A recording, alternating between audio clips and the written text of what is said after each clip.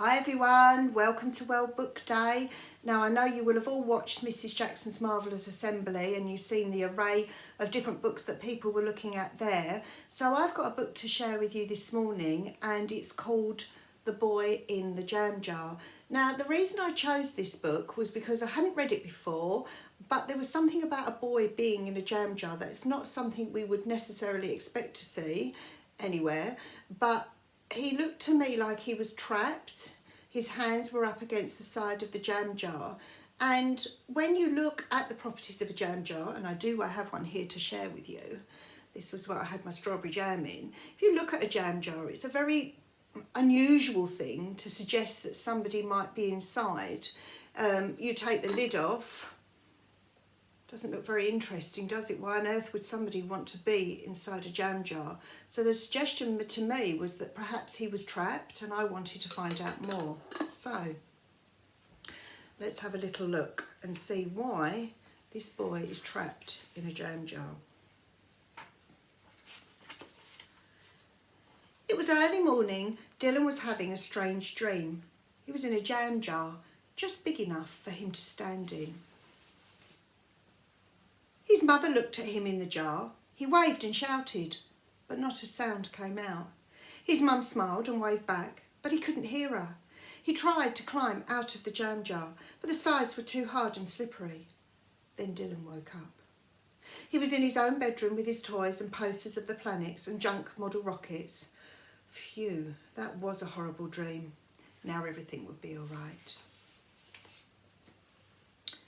But everything wasn't all right. Outside, a blackbird was singing. The traffic hummed and hooted. But for Dylan, there was just an eerie silence. Dylan made his way to the bathroom. The door, when he opened it, made no sound. The floorboards just outside his room didn't creak. He turned on the tap. Water gushed silently. He flushed the toilet, a rush of water, but no noise. He felt so strange, unreal, as if he'd become a ghost. Ghosts made no noise. Dylan looked in the mirror. His own face looked back at him. He opened his mouth to speak. He was sure he was speaking, but not a sound came out. What was happening to him? He felt as if someone had cast a spell on him. He was stuck in a bad dream. He wished it would soon be over. Dylan heaved a deep, sad sigh and carefully brushed his teeth. As he dressed, the smell of the breakfast wafted into his room. Pluto, his dog, would be waiting for him. Pluto wasn't allowed to sleep on the bed, so his greatest joy in life was to bound onto Dylan's room in the morning with a soppy, wet greeting. Perhaps Pluto had already been scratching and sniffing at Dylan's door. If so, Dylan hadn't heard him. The world would be waiting too, a world to which he felt he no longer belonged. Now it was the moment Dylan could always put on. Why do you think he felt in a world where he didn't belong? So far, he's got out of bed, he's brushed his teeth, he's flushed the toilet, all those things that I would have thought would be quite similar and usual to you guys. So I wonder why. Why does he not feel like he belongs in the world? Do you have any ideas or thoughts on that? Well, let's see. Now was the moment Dylan always put off for as long as he could. Out of a box, he took two coiled plastic things like shells with ear fittings. He put one into his ear, wiggling it to make sure it was right in, and then the other. He switched them on, buzzing and bleeps at first, then noise blasted into his ears. Birdsong and traffic and the clatter of breakfast things all at once. Just as mixed up colours become muddy, mixed up noises are a muddle. Everything was louder, but not clearer. Would he ever be able to get used to it? Would Mum's voice always sound as if she were underwater from now on? Pluto burst into Dylan's room, leaping joyfully upon him, tail wagging. And yes, he could feel Pluto and smell him and even hear the bat of his tail against his legs. Good old Pluto. He was much the same, except that his barking was now so loud It hurt Dylan's ears. I wonder if any of you guessed that Dylan needed to wear hearing aids. How had Dylan found himself in such a fix? Dylan had always been such a dreamy child. In a world of his own, his mother said affectionately. Doesn't pay attention, said his teacher. Oddball, said his best friend Jake. Once, when the teacher said, tidy your desks, Dylan hid under his. He thought the teacher had said, hide under your desk, and everyone laughed at him. It was only when he started the ninja class and the instructor asked his mother, is Dylan deaf, that anyone realised he had a problem. I don't think so, said Dylan's mum. He seems to hear what we say. He's just a dreamer. All the same, she took Dylan to the doctor. Everything went fine at first. Dylan told the doctor his address and his birth date, and then the doctor covered her mouth with a piece of paper and asked Dylan what his hobbies were. Dylan looked puzzled and didn't reply. Why do you think Dylan was unable to reply, but he'd been able to give his address and his name? So what was it about when she covered her mouth with the paper that he was unable to understand her? Space travel, his mother answered for him. He can name so many planets, all things extraterrestrial. The doctor ummed and ahed. Which planet is nearest to Earth, she asked Dylan, without hiding her mouth. Venus, Dylan shot back. Sometimes Mars. See, he heard you, said his mum. But I can't rule out deafness yet, said the doctor. He's fine at home, Dylan's mum said. That's because he's a clever boy, said the doctor. He's learned to lip read. But he couldn't hear me when I covered my mouth. We'll run some more tests. What's lip reading? Dylan asked his mum afterwards. It seems you can't hear voices very well, so you've learnt to understand what people say from the shape of their lips, his mother pronounced carefully. Why are you speaking like that? To make lip reading easier for you now that I understand, she answered. But I don't want to lip read. I want to hear with my ears. I know, Dylan, love, she said, hugging him. You're still our special boy. This just makes you extra special. I don't want to be special, said Dylan. I want to be like everyone else, he said sadly. And then later at bedtime, when his father was reading him a story, Dylan couldn't hear bits of it, and he suddenly burst into tears. What? I can't hear you, he cried. Will I be deaf forever? Dylan was plunged into a world of strange new experiences and strange words. A big, echoey hospital, an audiogram, high frequency, low frequency, hearing impaired. He didn't like any of it. There were more questions when Dylan saw the specialist at the hospital. How long do you think he's been deaf? Asked his mother. It's hard to tell, said the specialist. His speech is good, so definitely not from birth. Has he ever had measles? No, said Dylan's mum. I made sure he had the MMR jab. Will it keep getting worse? We don't know that either, I'm afraid. There are several different causes of deafness and different ways of being deaf. We'll have to try and work it out through more tests. So why didn't we realise sooner, said his mother. Because some children are remarkably good at coping. They adapt in different ways. Dylan has done well so far. He should continue to do well. Hearing aids might help in the meantime. Hearing aids? Dylan definitely didn't like the sound of what they were when his mum explained. They're for old people, not children. My friends will make fun of me. His friends didn't make fun at him at first, but they did make a fuss. They crowded round him, shouting into his face, Hi Dylan, good to see you. Can you hear me? What does it feel like to be deaf? Asked Maya, who had a lisp and couldn't say F or S. Dylan's best friend Jake spoke slowly, moving his lips with great emphasis. How are you, Dylan? Are you taking a mick? Asked Dylan.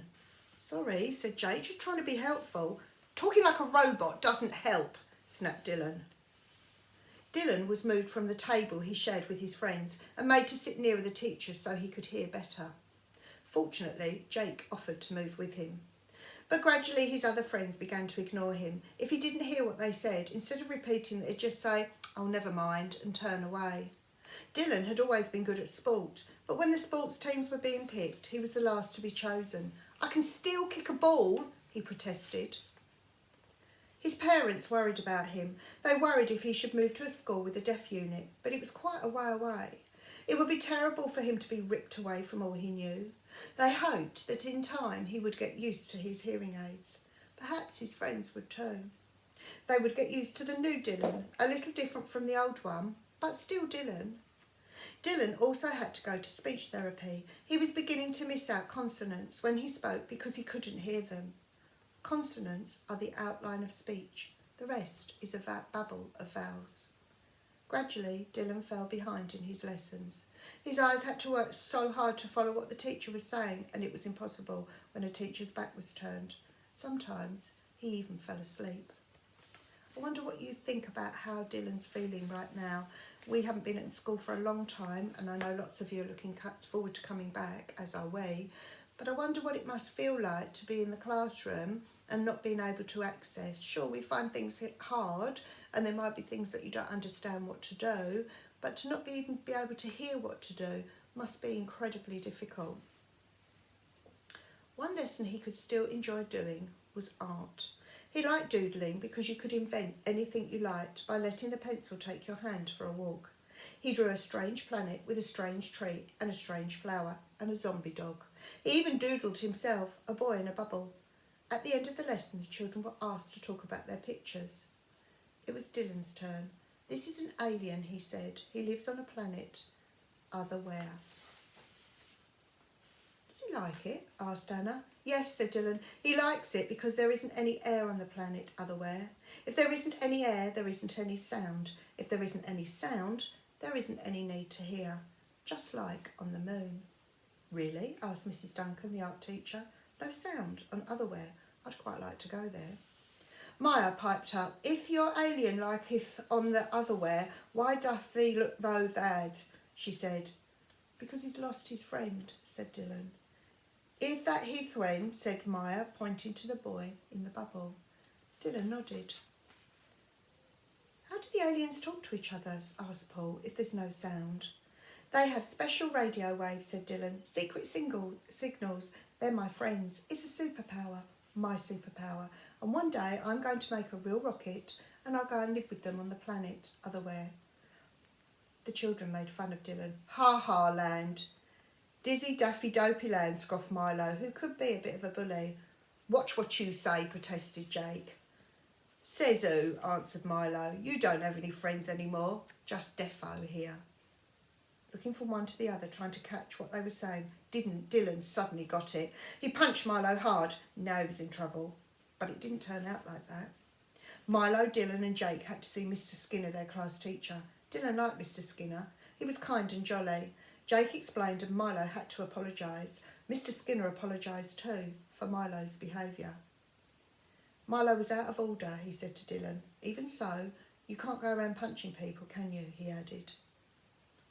Most days, Mr. Skinner would read a story before they went home. Dylan had always loved this, but now he struggled.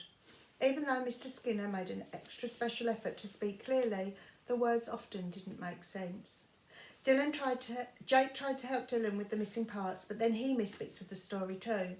If Dylan asked him what the story was about, Jake had usually forgotten most of it.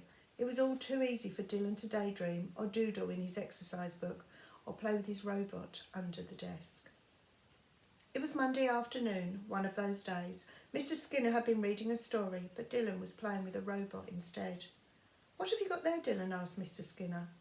Dylan handed over the robot. Said Mr. Skinner. "He's interesting. We've finished the story, so there's time for a game. Elsie, Sonny, Imran, come out here." The children stood up and Mr. Skinner handed the robot to Elsie. "Now, go out of the room and decide which one of you is going to hold the robot. Come in with your hands behind your back." Elsie, Sonny and Imran were soon back. They shuffled and giggled a bit. Imran tried to look deadpan. Sonny blushed and bit his lip, and Dylan watched them carefully, looking for clues. "Right," said Mr. Skinner. "Now who thinks Imran has Dylan's robot?" A few hands were raised. Elsie? A few more hands. Sonny? Only one hand went up. It was Dylan's. Everyone laughed, just like Dylan getting things wrong. Sonny stepped forward. The robot was in his hand. "Well done, Dylan," said Mr. Skinner. "I'll put it somewhere safe. for now and give it back to you on Wednesday. Now, pay attention. The mind-reading game was so popular that when a nature walk was cancelled on Tuesday because of heavy rain, the children asked to play it some more. They used a pencil sharpener, a keyring, a coin. Different children went out of the room, returning with their hands behind their backs. Dylan got it right every time. Dylan didn't know it, but he'd been able to read faces, eyes, hands and body language. He could tell from the expression of the other children's faces who was telling the truth and who was trying to hide something. "How do you do it?" asked Esme. "Are you a mind reader?" Dylan glowed with pleasure. He enjoyed the attention so much. He loved being good at something, not just the one who was always left behind. Maybe now his friends would take more notice of him. On Wednesday, Dylan went to collect his robot. Mr. Skinner opened the drawer in his desk and then looked surprised. He muttered a bit and looked in the cupboards and scratched his head. He splayed out his hands as if to say, "Where is it?" The robot was gone. "Quiet, everybody," called Mr. Skinner. The children stopped packing their bags. "Sit down and fold your arms. Come out to the front, Dylan." Dylan did so, reddening. "I want you to look round the room and tell me who has got your robot." Scanning the children's faces, it didn't take Dylan long to find the culprit. He knew who it was, but he said nothing. Mr. Skinner knew he knew, but Mr. Skinner didn't call the person out. Instead, he said quietly, "As soon as the classroom is empty, with the child who took Dylan's robot, please put it back in the place where they found it." Milo's face was even redder than Dylan's. Sure enough, the next day, Dylan got his robot back. Dylan's whole life seemed to have been taken over by an invisible disaster. No one could see it from the outside, while Dylan struggled on the inside. Why should he speak when he couldn't hear? He decided to play mute. When you play mute, it means you don't speak. His mother worried about him. "We're losing him," she said to his father. "He's got lost in his own world." She spoke to the audiologist at the hospital. "You should consider the deaf unit at Greenham School," she said. "Some of the children have hearing implants. Their speech is quite good. Others lip read like Dylan. All of them learn to sign, and so do the teachers. You see, everyone is deaf in a different way. So they have taken in the whole range. People think that being deaf means that everything's quieter, and the answer is to increase the volume. But in Dylan's case, he can't hear middle sounds. To make them louder for him, the hearing aids make everything louder, so the world is noisier." The audiologist produced a small whiteboard and wrote Wednesday on it. Then she swiped through the middle of the letters, rubbing them off. All that was left of Wednesday were 2 rows of squiggles, the top part and the bottom parts of the word. See the broken bits of letters, broken bits of sound is what Dylan hears. He has to put them together himself. It's hard work. Dylan's parents fretted. A visit to the after-school club at the deaf unit didn't help matters. Dylan was startled by the dancing hands, the expressive faces and the exaggerated body movements. A small child with curly brown hair came up to show him proudly her doll. "This is my new doll," she said. "She's called Lottie, and look, she has ear implants, just like me." Dylan admired the doll. Even so, he felt like he didn't belong there. He began to long for the night time when he put out the light and laid his head on his pillow, adrift in the darkness and silence. He remembered a time when he could hear, but never realised how much it kept him anchored and tethered to the earth. Sound gave him weight and substance, told him who and where he was. But not hearing aid sound. That was just a cacophony of noise. At night, when he was trying to get to sleep, the alien and the zombie dog and the planet Otherwhere became more and more real to him. The smaller the real world became to him, the bigger the world inside his head grew. "There's a fun fair in Wensum Gardens," said Dylan's mum at half-term. "Let's take Dylan. He needs to be taken out of himself and have a bit of fun." Pluto also wanted fun. Dylan didn't play with him so much anymore. The noise at the fun fair was horrendous. Machine noise, spinning, whirling, grinding, buzzing, shouting noises. On top of everything, the wind was blowing, rattling on his hearing aids like a drum roll. It was unbearable. Dylan turned his hearing aids down, but the noise was still too much. So he switched them right off and wandered through the playground with Pluto at his heels, a phantom fairground, utterly silent. No, he didn't want candy floss. No, he didn't want a hot dog. He didn't want to hook a plastic duck. He wanted a goldfish in a jam jar, but he wasn't interested in it. He didn't want to go on the roller coaster or the Dodgems. He didn't want to go anywhere until Dylan saw the moon bounce, a huge inflatable trampoline. A few children were bouncing around on it with their shoes off. Dylan scrambled aboard without asking, beckoning Pluto to come too. "No dogs allowed," said Dylan's mum, holding on to Pluto's lead. With his hearing aids switched off, Dylan didn't hear. He wobbled about trying to stand up and jump, but he kept falling over. He crashed into a small girl with plaits. She grabbed hold of him in terror. The wind whipped up, and with the girl holding on to him, it was impossible for Dylan to get his balance. Big gusts swept underneath the moon bounce trampoline. It began to bounce all on its own. The tethers were coming loose. "Sophie! Sophie!" screamed the girl's parents. Then one of Dylan's hearing aids fell out of his ear, followed by the other. He was in too much of a panic to notice, and the little girl held on to him. The screams from their parents were drowned in the wind. "Dylan! Dylan!" shouted his mother. "Pass the girl to us!" Dylan threw himself forward with the child hanging on to him. His parents grabbed hold of her. "Now you, Dylan, quick!" But it was too late. The wind tipped the moon bounce so that Dylan slid further back into it. Slowly, slowly, slowly, it was lifting. For a moment, Dylan had the strangely delicious sensation of being afloat. He wouldn't need to build a rocket. He'd just float off into the stratosphere on a moon bounce and never come back. He closed his eyes and felt tremendous peace and calm. All would be well. Suddenly, he was caught up in a flurry of fur and paws and teeth and frantic barking. It was Pluto. He'd broken free of his lead and come to find Dylan. "Pluto!" yelled Dylan's parents. The dog bounced about, biting and yapping and pawing at the rolling, rollicking inflatable. It was hard to get a grip. All around, people were panicking. "Pluto! Oh, Pluto!" yelled Dylan's mother. "Dylan!" yelled his dad. "Hold on! Hold on!" "Oh!" the crowd gasped. It was at that moment that Pluto sunk his teeth into the taut final surface of the inflatable. Once he had punctured a hole, he managed to tear away at it, ripping and shredding the surface. The moon bounce slowly began to exhale a giant breath, a long, slow, hissing sss. It shuddered and skittered downwards.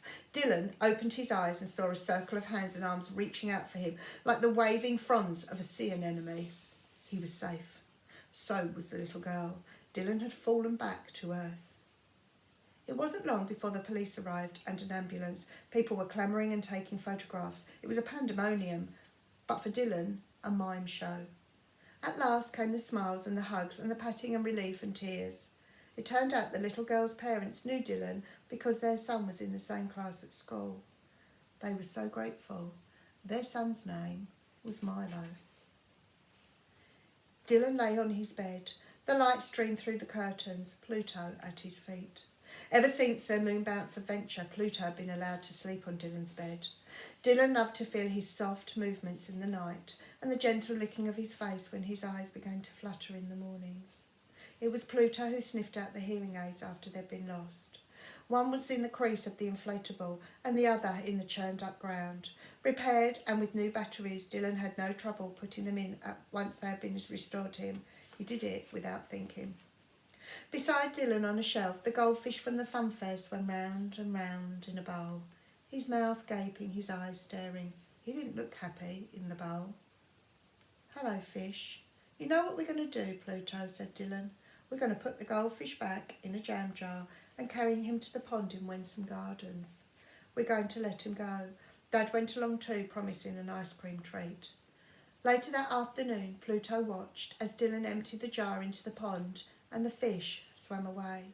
Then the boy who had dreamed about being in a jam jar laid on the green grass and smelled its lovely smell. A boy and his dog, safe and sound. He was back where he belonged. Now, suddenly, whoomph, something crashed into Dylan. It was a football. And there was Jake with Milo and Imran running towards him. Hey, Dylan, you're a hero. You're famous. We read about you in the papers. You saved Milo's sister. We saw you on TV. You're the Moon Bounce Marvels. You and Pluto. Hooray. Fancy a game, they cheered.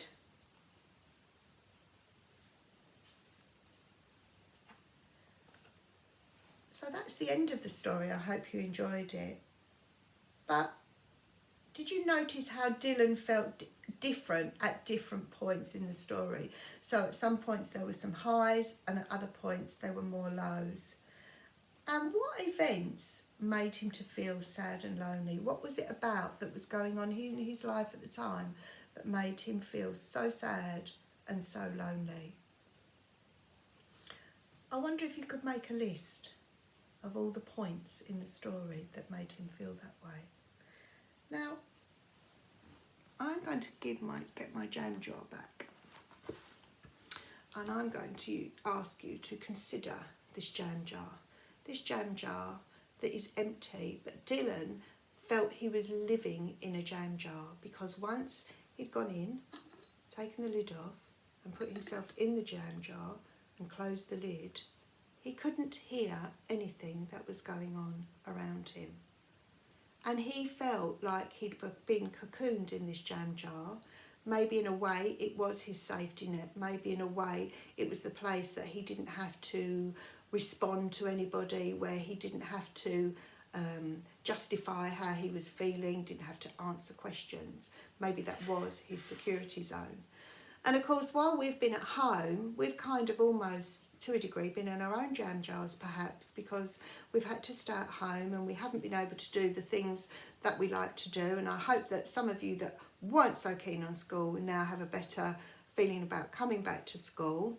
So what I'd like you to do is to think about one of two things. You can either find yourself an empty jam jar and maybe put inside all the things that have made you feel upset or angry or sad about the fact that we have been at home for so long, the fact that you haven't been able to go out and express yourself with your friends. Maybe you have been able to go out on a bike ride, but you'd usually like to be out with your friends.